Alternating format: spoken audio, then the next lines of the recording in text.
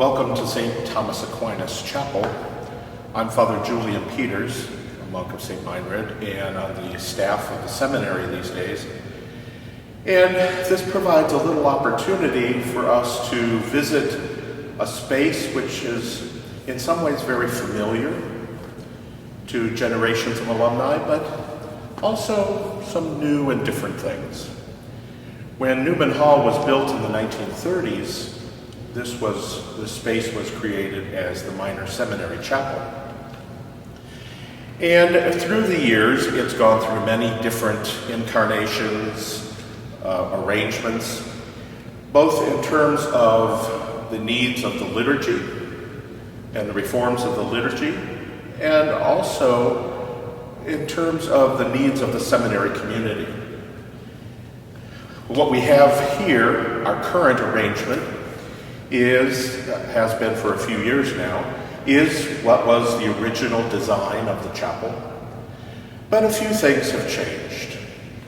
We have the crucifix presiding over our space that has always been a part of this chapel. But the altar, the ambo, the candlesticks, those other pieces have been part of renovations and restorations that have occurred over these past several years.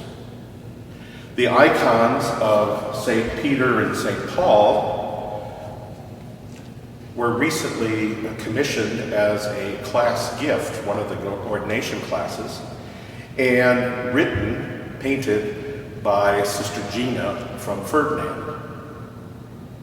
One of the most outstanding changes in the chapel is the air conditioning.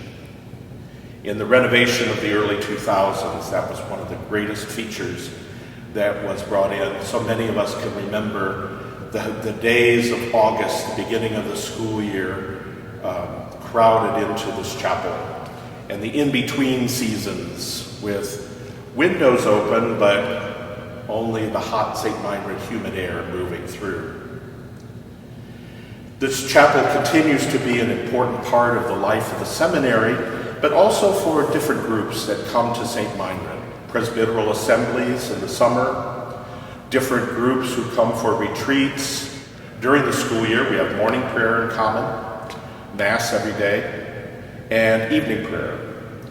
Additionally, we have Eucharistic adoration just about every day of the week, concluding with benediction during Vespers on Tuesdays and Thursdays.